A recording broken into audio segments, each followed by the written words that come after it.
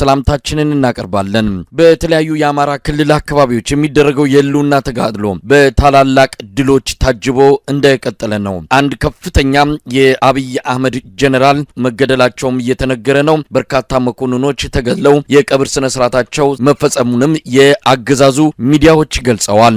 በተለያዩ አካባቢዎች የሚደረጉ ውጊያዎች በቀጠሉበት በዚህ ወቅት ከፋኖ ከርተው ለብልጽግና እጅ የሰጡ ወዶ ገቦች ከምክክር ኮሚሽኑ ጋር ስብሰባ መቀመጣቸው ታውቋል። ከማከላቸው ኮሎኔል ፋንታው ሙሃባ የጥፋተኝነት ብይን ፍርድ እንደተላለፈባቸው ዛሬ የወጣ መረጃ ያመለክታል። በነ መስከረም አበራ መዝገብ የተከሰሱት ኮሎኔል ፋንታው ሙሃባ እጅ ሰጥተውም ከጥፋተኝነት ብይን ሊያመልጡ አልቻሉም። በችሎት የጥፋተኝነት ብይኑ ሲሰጥ የእሳቸውም ስም በዝርዝር ውስጥ እንደሚገኝ ነው ለማወቅ የተቻለው።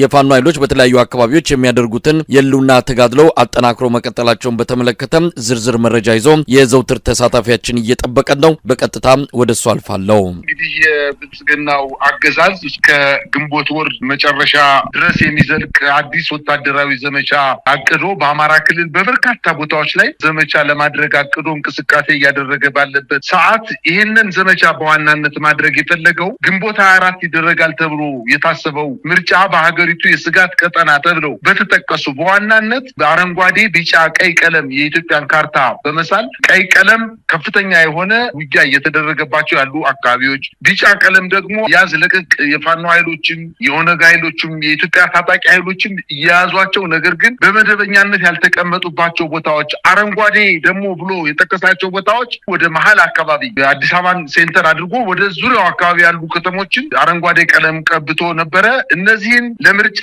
ዝግጅት ለማድረግ በቢጫ የተከበቡ የተመላከቱ ቦታዎችን ወደ አረንጓዴነት ለመቀየር፣ በቀይ የተመላከቱትን ደግሞ ወደ ቢጫ ወይንም የፋኖ ኃይሎችም ወደዚህ ቦታ እንዳይመጡ ለማድረግ ዘመቻ በሰፊው እንቅስቃሴ ማድረጉ በዋናነት በበርካታ አካባቢዎች በሰሜን ወሎ፣ በደቡብ ወሎ እንዲሁም በምዕራብ ወሎ አካባቢ ከፍተኛ ውጊያ እየተደረገ ነው። ሰሜን ጎንደር፣ ማዕከላዊ ጎንደርና ደቡብ ጎንደር አካባቢ እንዲሁ ከፍተኛ ውጊያ እየተደረገ ነው። በተለይ በትናንትናው ዕለት በተደረገ ጥቃት ጀነራል በቀለ ዱጋሳ የተባሉትን ጨምሮ 5 ከፍተኛ ወታደራዊ ማዕረግ ያላቸው ጥቃት ተሰንዝሮ ከፍተኛ ክሳራ እንደደረሰበትና ጥቃቱ የተፈጸመው ከ1000 በላይ ተዋጊዎችን ይዘው በሰሜን ወሎ ሲያዋጉና ሲዋጉ የነበሩት በቀለ ዱጋሳ የተባሉ ወታደራዊ ባለማዕረግተኛ መስዋዕትነት ከፍለዋል በማለት የአማራ ሚዲያ ኮርፖሬሽን ቀብራቸው በቴሌቪዥን ተመልክተናል። ይሄ እንግዲህ አንድ ብርጋዴር ጀነራል ሞተ ማለት ሰራዊቱ በምን ያክል ሁኔታ እንደሚጎዳና በተለይ በዚህ በምዕራብ ወሎ ቀጠናዎች ላይ እየተገደሉ ያሉ የመከላከያ ሰራዊት አስክሬናቸው ሳይነሳ የአሞራ ራት ሆኖ የአውሬ ራት ሆኖ እየቀረ ባለበት በዚህ ሰዓት የእነዚህ ሰዎች ልክ አገርን ከድንበር እንደተከላከሉ የኢትዮጵያን ዳር ድንበር ጎረቤት ሀገሮች አስደፍረው በመሀል ሀገር ላይ የራሱን ህዝብ እየፈጀ ያለ ስርዓት የኢትዮጵያን ባንዲራ አልብሶ የቀብር ስነ ስርዓት ማካሄድ በህዝብ ላይ እንደመቀለድ ነው እየተቆጠረ ያለው። በዛም አለ በዚህ 4 አጃቢዎችን ጨምሮ በርካታ ወታደራዊ መኮንኖች እንደተገደሉ ነው መረጃዎች የሚያመለክቱት። በወሎ ወግዲ ወረዳ በተለይ በትናንትናው ዕለት በተደረገው ውጊያ ከ146 በላይ ያገዛዙ ጦር እንደተመታ ይታወቃል። በዚህ ከፍተኛ ብስጭት ላይ የወደቀው ያገዛዙ ጦር ወደ ወግዲ ከተማ በመግባት ከ15 በላይ ሰላማዊ ሰዎችን ረሽኗል።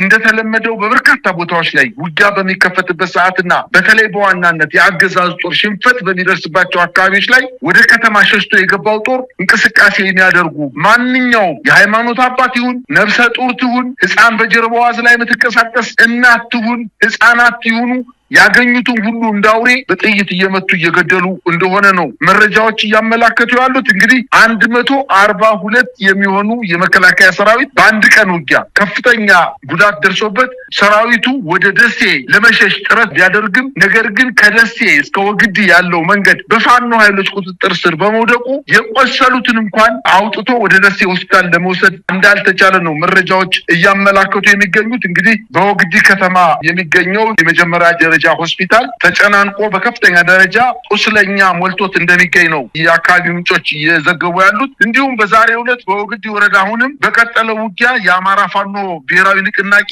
ታሪክ ቀያሪ የሆነ ስራ ደግሞታልኝ። በፋኖ ኃይሎች አሁንም ጀነራሉ በቀጥታ በተሳተፉበት ከባድ ውጊያ ለጊዜው ስሙ ያልተጠቀሰ ጀነራል በፋኖ አልሞ ተኳሽ ስናይፐር አልሞ ተኳሾች በከፍተኛ ደረጃ ቆስሎ ጫተማ ከተባለ ቦታ ላይ መውጣት ባለመቻሉ ከአዲስ አበባ የተነሳ ሄሊኮፕተር ይሄንን ሁለተኛውን ቁስለኛ ጫተማ ከምትባለው ቦታ ላይ ይዛ ወደ አዲስ አበባ እንደበረረች ነው መረጃዎች የሚያመላክቱት። ከወግዲ እስከ ደሴ መንገዱ በፋኖ ኃይሎች በመያዙ ከግዳጅ ቀጠና አውጥቶ የቆሰሉ ሰዎችን ወደ ሆስፒታል ለማስገባት ባለመቻላቸው እና በውጊያውን በርካታ ሰራዊት ስለተደመሰማቸው ከፍተኛ ድንጋጤ ውስጥ በመውደቃቸው የወደቀውን የሞተውን የቆሰለውን ሰራዊት ትተው የወታደራዊ ጀነራሎችን ብቻ ይዘው ከስፍራው እንደሸሹ ነው መረጃዎች የሚያመላክቱት። ይህንን ተከትሎ መሳይ ገና ጦርነቱ ብሎ ሲጀምር በዚህ አካባቢ 60 ወታደራዊ ካሚዮኖች የጫኑ ወታደራዊ ትጥቅ የታጠቁ በጣም በበርካታ ቡድን የከባድ መሳሪያና በርካታ የኮማንዶ ኃይሎች የተሰማሩበት ውጊያ ለመክፈት እቅድ የያዘ ቢሆንም ነገር ግን የፋኖ ኃይሎች ቀድሞ መረጃ ስለደረሳቸው ከበባ በመፈጸም በመልሶ ማጥቃት ከፍተኛ ጉዳት እንዳደረሱበት ነው ከአካባቢው የወጡ መረጃዎች እየጠቆሙ ያሉት። በሰሜን ወሎ ዞን ሰሞኑን በተደረገው ውጊያ ብርጋዴር ጀነራል ዘውዱ ሰጣርጌን፣ ብርጋዴር ጀነራል ሞሲሳ እና የ105ኛ አየር ወለድ ኮማንዶ አዛዥ በርካታ የቡድን የከባድ መሳሪያዎች ታጥቀው የከፈቱት ውጊያ በክሳራ ተጠናቋል ማለት ይቻላል። እንግዲህ ብዛት ያለው ጦር ከባድ ጉዳት ደርሶበት አስክሬኖቹ በዛው አካባቢ ተንጠባጥበው የሚያነሳቸው አጠው ወድቀው እንደቀሩና ከወግዲ ወረዳ የተነሳው ትንቅንቅ በምዕራብ ወሎ የሚገኙ ሁሉም ወረዳዎች ላይ ማለት በሚያስችል ደረጃ ውጊያው ተስፋፍቶ እንደቀጠለና አሁንም ከፍተኛ የሆነ የከባድ መሳሪያ መድፍን ዙ23ን ድሮንን ድሽቃና ሞርተሮች ስናይፐሮችን የያዙ የመከላከያ ሰራዊቶች የተነጠቁትን ቦታ መልሶ ለመያዝ አሁንም ትንቅንቅ ላይ ቢሆኑም ነገር ግን እንዳልቻኑ ነው መረጃዎች እያመላከቱ የሚገኙት። መሳይ እንግዲህ በዝርዝር ከመረጃው እንደተረዳ ነው ሌሎችም አነስተኛ ውጊያዎች የተደረገባቸው በርካታ ቀጠናዎች እንዳሉ ነው በደረሱን መረጃዎች ላይ የተመለከተው። አጠቃላይ ሁኔታውን ስንመለከት አሁንም ለተጨማሪ ወራት ምናልባትም ለ11ኛ ጊዜ ይመስለኛል ባለፉት 2 ዓመት ተኩል የአብይ አህመድ አገዛዝ ዘመቻ ስያሜ እየሰጠ አጠፋቸዋለሁ ፋኖችን በሚል ከፍተኛ ቁጥር ያለው ወታደሮችን፣ ሚሊሻዎችን፣ አድማ በታኞችን እንደዚሁም ከተለያዩ ክልሎች በተለይም ከኦሮሚያ ክልል ልዩ ኃይልን በማስገባት ፋኖ ላይ ጥቃቶችን እየከፈተ ያለው ነገር ግን እስካሁን ባለው መረጃ በሬሾ ማውጣት ከተቻለ አንድ የፋኖ ወታደር በመቶ በሚጠጋ የአብይ አህመድ ጥምር ሰራዊት አባላት ጋር የሚመጣጠን ነው እየደረሰ ያለው ኪሳራ። ስለዚህ ከፍተኛ የሰው ኃይል ከፍተኛ የመሳሪያ ኪሳራ ነው የገጠመው። አሁንም አብይ አህመድ እስከ ግንቦት ብሏል ከምርጫው በፊት ይህን ነገር ማጠናቀቅ አለብን ብሏል። ምርጫውን አካሄዳለው ጦርነት ቢካሄድም በታንክ እየተጠበቁ በዙ23 እየተጠበቁ ምርጫ ጣቢያዎች ምርጫቸውን ያከናውናሉ የሚል ሁኔታውን በዚህ መልኩ ለማስኬድ ወስኖ የገባበት ይመስላል። ምርጫ ቦርድ የጸጥታ ችግር እንዳለ ከወዲሁ ሪፖርት እያቀረበ እንዳለ ነው የሰማ ነው። እንግዲህ ጀነራሎች እየተገደሉ መኮንኖች እየተገደሉ ይህንንም መደበቅ ሳይችሉ ቀርቶ በይፋ በራሳቸው ሚዲያ ጭምር የቀብር ስነ ስርዓታቸውን የሚፈጽሙበት ሁኔታ ነው እየታየ ያለው። ምንድነው ከዚህ በኋላ አብይ አህመድ ሊያገኘው የሚችለው ፖለቲካዊም ሆነ ወታደራዊ ትርፍ? መሳይ እንደው ለምሳሌ እነዚህም ከፍተኛ ወታደራዊ ውጊያ እየተደረገባቸው ያሉ ቦታዎችን ጠቀስን እንጂ በአማራ ክልል በተለያዩ ቦታዎች በዛሬው ዕለትና በትናንትናው ዕለት ከፍተኛ ክሳራ ያስተናገደ ጥቃት በመከላከያ ሰራዊቱ ላይ እየደረሰበት እንደሚገኝ ነው መረጃዎች የሚያመላክቱት። ነገር ግን ከበፊት ስህተቱ የማይማረው ስርዓት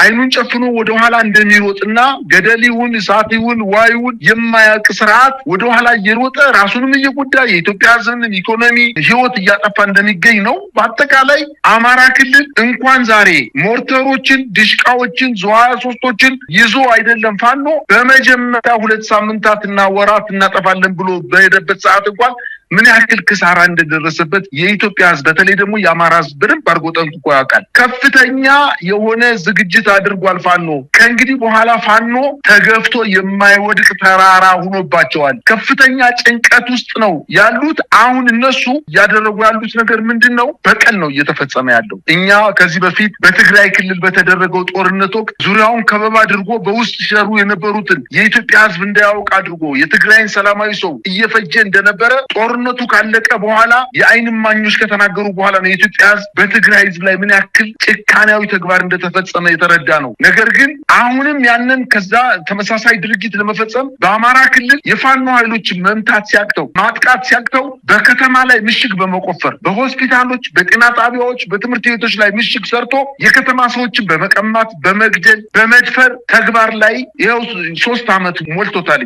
ከእንግዲህ በኋላ የፋኖ ኃይሎች አሁን ከፍታቸውን ጨምረው ከቀጠናው አካባቢ ወይም በክልል እየተንቀሳቀሱ ካሉ ስርዓቱን ለመጣል ከሚታገሉ ታጣቂዎች ጋር ስምምነት በማድረግ ይሄን ስርዓት ለመጣል ዝግጅታቸውን ጨርሰው ወደ ዋና ተግባራቸው ሄደዋል። በተለይ በዋናነት የአማራ ፋኖ ብሔራዊ ንቅናቄ ከተመሰረተ በኋላ የብልጽግናው መንግስት ከፍተኛ ድንጋጤ ውስጥ በመውደቁ የተለያዩ ፕሮፓጋንዳዎችን፣ የተሳሳተ መረጃዎችን ለኢትዮጵያ ሕዝብ በመስጠት ሲፈልጉ ተበትነዋል፣ ደክመዋል ሲሉ የነበሩትን ትተው ደግሞ ከተለያዩ ሀገሮች ጋር ኢትዮጵያን ሊበትኑ ከሚፈልጉ ሀገሮች ጋር ተጣምረው ኢትዮጵያን ለመበተን ከፍተኛ ጥረት እያደረጉ ነውና የኢትዮጵያ ሕዝብ ይንቃባቸው በማለት ከተልዕኳቸውና ከተግባራቸው ከባህሪያቸው ውጭ ሆነውን በሚዲያ በማሰራጨት ተቀባይነትና ድጋፍ ለማግኘት ከፍተኛ ጥረት እያደረገ ነው። በአጠቃላይ ስርዓቱ የተሸነፈ ምናልባትም ቅንቅን የበላው አገዳ በንፋስ እንደሚወድቅ ያለው አቅም ደረጃ የደረሰ መሆኑን ነው መረጃዎች እያመላክቱ ያሉት። በርካታ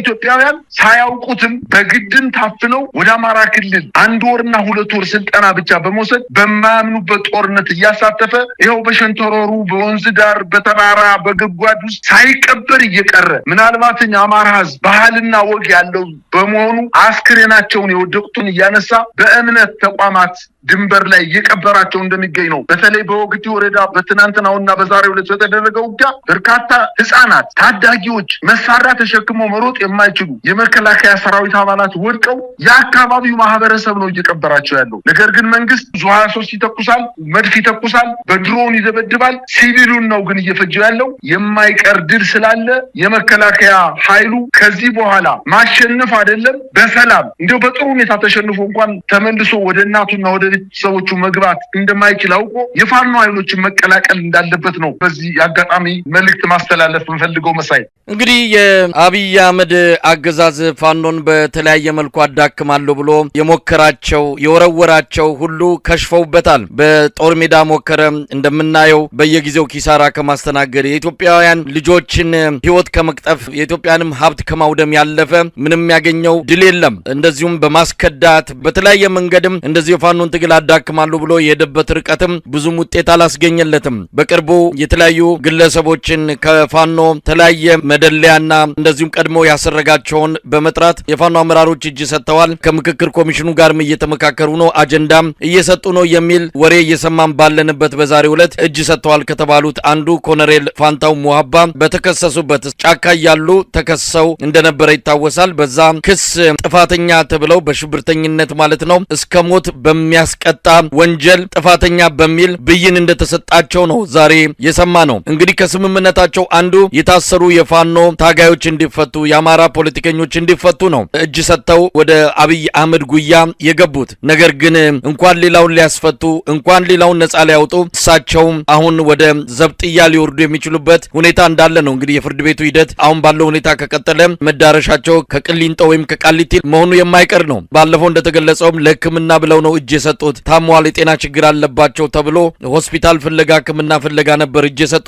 አሁን ከሆስፒታል ይልቅ እስር ቤት እየጠበቃቸው ነው የሚገኙት። በጣም ያሳዝናል፣ በጣም ያሳፍራል። ምናልባት ይሄ ትልቅ ትምህርት ይሆናቸዋል ለካዲዎች፣ እጅ ለሚሰጡት የህዝብን ትግል ሜዳ ላይ ትተው የሚገቡ እንደነዚህ አይነት ሰዎች መጨረሻቸው እንደዚህ አይነት ነገር እንደሆነ ከኮሎኔል ፋንታውን ሙሀባ ሁኔታ መረዳት የሚቻል ነው። መሳይ አንድ አባባል አለ፣ አሳ ጎርጓሪ ዘንዶ ያወጣል ለሚባለው እንግዲህ ቀሪ ዘመኔን አርፋለሁ፣ መድኃኒቴንም በአግባቡ እየወሰድኩ የቀረውን ዘመኔን የብልጽግና ፓርቲ እያወደስኩኝ እርሱ በሚሰፍርልኝ ድርጎ ቀሪ ዘመኔን በደስታ አሳልፋለሁ ብሎ ክህደት ፈጽሞ የመጣ የፋኖ አመራር አዲስ አበባ ከተማ ላይ ገና የኮሪደር ልማትን ጎብኝቶ ሳይጨርስ ፍርድ ቤት 30 በሌሉበት 28 ባሉበት በነመስከረም አበራ የክስ መዝገብ ላይ ኮሎኔል ፋንታው ሙሀባ በሌሉበት ተከሰው ነበረ። ዛሬ እንግዲህ ጥፋተኛ ተብለው ክስ እንዲከላከሉ ጥፋተኝነታቸውን እንዲከላከሉ ብይን ተሰጥቷል። ጥፋተኝነታቸው መከላከል ካልቻሉ ወደ ዘጠኛ ነው የሚወርዱት። እንግዲህ ክህደት የፈጸመ ሰው መጨረሻው ይሄ ነው የሚሆነው። መንግስት ይህ ሰው እየታሰረ አልታሰረ ጉዳይ አይደለም። ለ15 ቀንና ለ10 ቀን መጠቀም ነበረበት፣ በሚዲያ ላይ መጠቀም ነበረበት። ነገር ግን ልክ እንደ 100 አለቃ ማስረሻ ሰጤ ሚዲያውን እንኳን በአግባቡ ሳይጠቀም በተለያዩ ሚዲያዎች ቀርቦ ፋኖች እንዲናቸው እንደያናቸው እያለ ሳያሰማ የፋኖ ኃይሎች አንዱ ነው ተበትነዋል የተባሉት ይመጣሉ የተባሉት ፋኖች ግዙፍ ድርጅት መስርተው በአማራ ክልል ያሉ የመከላከያ ሰራዊት አባላትን እያበራዩት ነው። ከፍተኛ የሆነ ድል እየተጎናጸፉ ባለበት ሰዓት ከድቶ የመጣው ሰው አርፋለሁ ዘመኔን በደስታ አሳልፋለሁ ያለው ኮሎኔል ፋንታው ሟባ እንግዲህ በክስ ጥፋተኛ መባሉ መንግስት ምን ሊያደርገው እንደሚችል በሂደት የምናየው ነገር ሆኖ ግን ለካዲዎቹ ሲያንሳቸው ነው። 3 ዓመት ሙሉ በየትኛውም የውጊያ ቀጠና ውጊያ መርቶ የማያውቁ ሰዎች አዲስ አበባ ከተማ መጠው በመንግስት የጡት ልጅ ሆነው ከፍተኛ በጀት ተመድቦላቸው ትልቅ ሆቴሎች ላይ ተቀምጠው የፋኖ ኃይሎችን እንዲያፈርሱ እዛም መስክ ላይ እያሉ በሜዳው በጫካው እያሉ በሴራ ፋኖች አንድ እንዳይሆኑ ከፍተኛ እንቅስቃሴ ሲያደርጉ የነበሩ ከሃዲያን ዛሬ ደግሞ አዲስ አበባ የመጣው ደግሞ በሚዲያ የፋኖ ኃይሎች አቅም እንደሌላቸው ሊፈርሱ ነው፣ ደክመዋል፣ ተበትነዋል፣ የሚመጡ ኃይሎች አሉ፣ በርካታ ኃይሎች ነው የሚመጡ እያሉ ባለበት ሰዓት የመንግስት ፍርድ ቤት ግን እነዚህን ሰዎች ወንጀለኛ አድርጎ መሰየሙ ደግሞ ሁለት የሚጋጩ ሀሳቦች ናቸው እየተከታተልን ያለ ነው። በኢትዮጵያ እየተፈጸመ ያለው አጠቃላይ የስርዓቱ መድከምና መሸበር ገና ብዙ ነገር ሊያሳየን እንደሚችል ነው የምረዳው። መሳይ እንግዲህ ፋኖ ያደረገ ያለው ተጋድሎ በርካታ ድሎችን እያስገኘ እንዳለ ከሚደርሱን መረጃዎች ማወቅ ተችሏል። አብይ አህመድ አሁንም ተስፋ አልቆረጠም። በጦርነት ድል አገኛሉ ብሎ እስከ ግንቦት የዘለቀ የተለያዩ ዘመቻዎችን ለማከናወን እንደተዘጋጀ ነው የሚሰማው። ምናልባት በተመሳሳይ ስትራቴጂ አሁንም እቀጥላለሁ የሚለው ካጠገቡ አማካሪዎች እንደሌሉ ወይም ደግሞ አንድ አይነት ሰዎች ተሰብስበው ስርዓተ መንግስቱን የተቆጣጠሩ ነገሮችን በግራና በቀኝ አስልተው የማይጓዙ 2-3 ደረጃዎችን ወደፊት አርቀው ማሰብ የተሳናቸው እንደሆኑ የሚያመላክት ነው። እንግዲህ ጀነራል ተገደሉ፣ ኮሎኔሎች ተገደሉ። ከዚህ በፊትም በርካታ ከፍተኛ የአዋጊ መኮንኖች ናቸው የተገደሉት። ይህን ሁሉ እየገበረ ያለው የኢትዮጵያ ሕዝብ ነው። አብይ አህመድ እንደሆነ ባለፈውም በፓርላማ እንደገለጸው በአንድ ጥሪ እስከ 2-3 ሚሊዮን ወጣቶችን ማሰለፍ እንችላለን። ኢትዮጵያ ውስጥ እንደሆነ ብዙ ወጣቶች ለጦርነት የሚገኝበት አካባቢ ነው በሚል በጣም አሳንሶ የኢትዮጵያን ህዝብ ህይወት በዛ ደረጃ ክብር ነፍጎ ነው የገለጸውና አሁንም ቢሆን የድሃ ልጅ ይሞታል፣ አሁንም ቢሆን የኢትዮጵያ ሀብት ነው እየወደመ ያለው። አብይ አህመድ ነገ በታሪክ ተጠያቂ ሊሆን ይችላል። ነገር ግን ትቶ የሚያልፈው ጠባሳ በትውልድ በዘመናት በቀላሉ የምንሽረውና የምናክመው እንደማይሆን መታወቅ አለበትና ከዚህ አንጻር የተጀመሩ ትግሎች በጫካም ሆነ በከተማ የሚታዩ ህዝባዊ እምቢተኝነቶች ተመጋግበው ይህን ስርዓት ብዙ እድሜ ሳይኖረው በአጭሩ ማስወገድ የሚቻልበት መንገድ መፈለግ እንዳለበት ነው የሚታመነው። እንግዲህ ያጠቃልልን ነው። በመጨረሻ የምትለው ካለ በውጊያ ጄነራል ተገደለ ማለት እኮ መከላከያ ሰራዊቱ ፈርሷል ማለት ነው። ጄነራል እንግዲህ ከሞርተር ከዲሽቃ ከዙ 23 እና ከመድፍ ርቀት ውስጥ ገብቶ አያዋጋም። ማዘዣ ጣቢያ ተቀምጦ የመስመራዊ መኮንኖች ወታደሩን እየመሩ ውጊያ ይካፈላሉ። መስመራዊ መኮንኖች መሞታቸው የተለመደ ነገር ነው። እጅ መስጠታቸው የተለመደ ነገር ነው። መቁሰላቸው የተለመደ ነገር ነው። ነገር ግን አንድ ጄነራል የኮር አዛዦች አነጣጥሮ በሚመታ የፋኖ የስናይፐር ተኳሾች ተመታ ማለት የለም ማለት እኮ ነው። መከላከያ ሰራዊቱ የለም። ከፍተኛ ወታደራዊ እልቂት የተፈጸመበት የፌዴራል መንግስቱና የህወሓት ኃይሎች ባደረጉት ጦርነት ውስጥ ጄነራል ሞተ ሲባል ሰምተን አናውቅም። እየተደበቀ ነው እንጂ ከዚህ በፊትም እኮ በርካታ ኮሎኔሎች ተሰውተው ያሉ ወደ ሐዋሳ አካባቢ ወስዶ የተቀበሩ አሉ። በአማራ ክልል ወደ ሰቆጣ አካባቢ ተወላጅ የነበሩ ኮሎኔሎች ተገለዋል። በርካታ ኮሎኔሎች ቆስለዋል፣ ተገለዋል። ይህንን ስናየው ከእንግዲህ በኋላ የብልጽግና መንግስት በመከላከያ ኃይል መዳን እንደማይችል የፋኖ ኃይሎች እየወሰዱበት ያለው እርምጃ እያሳየ ነው። ፋኖዎች ግን ከዚህ ዘለዋል። አሁን የመከላከያ ሰራዊቱን መግጠም አይደለም፣ በዋነኝነት ከቀጠናው አካባቢ ከሚንቀሳቀሱ በተለይ በኢትዮጵያ ክልሎች ባሉ መሳሪያ አንግበው ከሚታገሉ ስርዓቱን ለመጣል እንቅስቃሴ ከሚያደርጉ ኃይሎች ጋር ስምምነት እየተፈጸመ ነው። በትናንትናው ዕለት እንኳን ብልጽግና የአማራን ህዝብ ከሌሎች የኢትዮጵያ ወንድሞቹ ጋር በሰላም እንዳይኖር እንደ ጠላት እንዲታይ በማድረግ በቤንሻንጉል፣ በአርሲ፣ በወለጋ ያልተገባ ከፍተኛ ከፍተኛ ጉዳት እንዲደርስበት ያደረገው የብልጽግና መንግስት ዛሬ ይህንን ነገር ለማስተካከል የአማራ ፋኖ ብሔራዊ ንቅናቄ ብልጽግና ያበላሸውን አብሮ በሰላም የመኖር እሴትን ወደ ነበረበት እንዲመለስ ለማድረግ የአማራ ፋኖ ብሔራዊ ንቅናቄ ሊቀመንበር ዘመነ ካሴ በቤንሻንጉል ክልል ተገንቶ ከ4 ዓመት በፊት በታጣቂ ኃይሎች ተጠልፈው የነበሩ ከ10 በላይ የሚሆኑቶቻችን ለ4 ዓመታት ከቤተሰብ ተነጥለው ተጠልፈው የነበሩ ወይንም ታፍኖ ተወስዶ የነበሩ ሴቶችን ድርድር በማድረግ ብቻ ሳይሆን ከነሱ ጋር በቀጥታ በመገናኘት ውይይት በማድረግ ስምምነት ላይ በመድረስ በቀጠናው አብሮ ለመስራት ከተስማሙ በኋላ ተይዘው የነበሩ ሴቶችን ተለቀው ወደ ቤተሰቦቻቸው እንዲመለሱ አድርጓል። በትናንትናው ዕለትም እንዲሁ በጉንዶ መስቀል አካባቢ ከደራ ወረዳ ወደ አዲስ አበባ ሲጓዙ የነበሩ በርካታ በአውቶቡስ ሰላማዊ ሰዎች ሲንቀሳቀሱ የኦሮሞ ተወላጆች በመንግስት ሸኔ በሚባለው የመንግስት ደጋፊ ኃይል ተጠልፈው ታፍነው ተይዘው የነበሩትን የአማራ ፋኖ ብሔራዊ ንቅናቄ ከፍተኛ ዋጋ ከፍሎ እነዚህን 5 ሴቶችና 2 ወንዶችን ዋጋ ከፍሎ ካስለቀቀ በኋላ ለቤተሰቦቻቸው እያስመለሰ ነው። የአማራ ፋኖ ብሔራዊ ንቅናቄ ካሁን በኋላ ከመሬት ከፍ ብሎ ስለ ኢትዮጵያ የሚያስብ ስለ አማራ ብቻ ሳይሆን ስለ ኢትዮጵያ መቻቻል አብሮ መኖር የሚያስብ ድርጅት እንደሆነ በበርካታ ማሳያዎች መጥቀስ ይቻላል። ከዚህ አለፍ ስንልም አገዛዙ ምርጫ አደርጋለሁ በ11ኛ ዙር ዘመቻ መልክ የአማራ አካባቢ የሚንቀሳቀሱ ኃይሎችን እመታለሁ ብሎ ከፍተኛ ጦሩን ይዞ ገብቶ ለ11ኛ ጊዜ ዘመቻ ጀምሯል በዚህ 3 እና 2 ቀናት ውስጥ። ነገር ግን ምንም ውጤት ባያመጣም እንኳን አገዛዙ በዓለም አቀፍ ሚዲያ በዓለም አቀፍ ተቋማት ዘንድ ከፍተኛ ክሳራ እየደረሰበት እንደሆነ ከትናንት በፊት የወጣው የሂውማን ራይትስ ዎች መግለጫ ችግር ያለበት መንግስት እንደሆነ አጋልጠዋል። እንግዲህ በትናንትናው ዕለት መግለጫ ሲሰጥ ከ2018 የታቀደውን ምርጫ አያይዞ በገለልተኛ መገናኛ ብዙሃንና በሲቪል ማህበራት ላይ መንግስት የሚወስደው እርምጃ አጠናክሮ ቀጥሏል ሲል ከሶታል። መንግስት ቀድሞውንም በሀገሪቱ የሰብአዊ መብት አያያዝና ለዜጎች መብት መከበር ጉልህ ድርሻ እንዳላቸው የሚታወቅ ቢሆንም ለነጻ የሲቪል ማህበራት ያለው ቦታ ዝቅተኛ መሆኑን ጠቅሶ አሁንም ችግሩ ተጠናክሮ መቀጠሉን አያይዞ ጠቅሷል። የሰብአዊ መብት ድርጅቶችና አንቂዎች ላይ ዛቻ፣ ማስፈራራትና እስራት ተጠናክሮ መቀጠሉን በበርካታ ሀገራትን ዛቻና ማስፈራራት፣ እስራት እየደረሰባቸው በመሆኑ ሀገር ጥለው እየተሰደዱ መሆናቸውን ጠቅሶ የኢትዮጵያ መንግስትን ከሷል። በተለይ ነጻና ገለልተኛ መገናኛ ብዙሃን ላይ ቁጥጥሩ ከአቅም በላይ በመሆኑ በእነዚህ ተቋማት ላይ የሚሰሩ ጋዜጠኞች በባለስልጣናት እንግልት፣ ማስፈራራትና እስራት በተለየ ሁኔታ ብቻቸው ለበርካታ ጊዜያት በመታሰራቸው ከእስር ቤት ሲወጡ እንኳን 1 ቀን ሳያድሩ ከሀገር እየተሰደዱ እንደሆነ ይሄ የሂውማን ራይትስ ዎች ዘገባ ያመላክታል። በእነዚህ 2 ወራቶች ነሐሴና መስከረም ባሳለፍነው 2 ወራቶች እንኳን 6 ጋዜጠኞች እንደታሰሩ፣ በዚህም ምክንያት የሲቪል ምህዳሩ መጥበቡን፣ የመገናኛ ነጻነት መታጣቱን፣ የኢኮኖሚ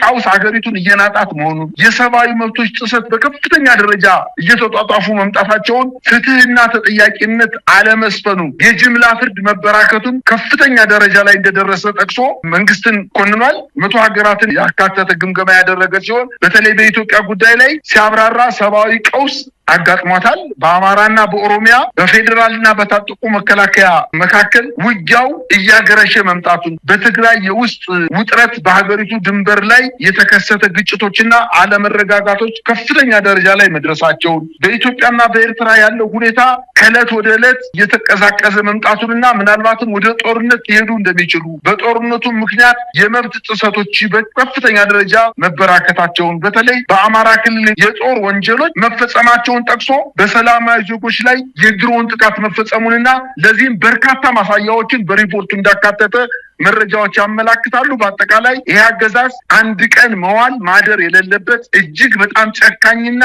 አረመኔ ስርዓት፣ ለኢትዮጵያ ሕዝብ የማያስብ ስርዓት መሆኑን በርካታ ፖለቲከኞችም እየጠቀሱ ይገኛሉ። በዛሬው ዕለት እንኳን አቶ ገዱ አንዳርጋቸው የድሮ የውጭ ጉዳይ ሚኒስትር የነበሩት በጣም አስተውሎት የተሞላበት የስርዓቱንና በተለይ በዋናነት የጠቅላይ ሚኒስትሩን ውሸትና ኩሸት በጣም በሚያምር ቃላትና በእውነት ላይ የተመሰረተ ውሸታምነታቸውን ያጋለጡበት ሁኔታ እየመጣ መሆኑንና ሌሎችም ምናልባት ከሱ ጋር ሲሰሩ የነበሩ በጥሮታ የተሰናበቱ የተባረሩ ከሀገር ተሰደው የሄዱ በርካታ ፖለቲከኞች አሉና ያተጎዱ አንዳርጋቸውን ፈለግ መከተል እንዳለባቸውና ዝም ማለት ግን የኢትዮጵያን በተለይ ደግሞ የአማራን ሕዝብ አሁንም ስርዓቱ ይጨፍጭፈው እንደማለት ስለሚቆጠር ወጣው ጠቅላይ ሚኒስትሩና የዚህን አገዛዝ ቁንጮ የሆነውን በደል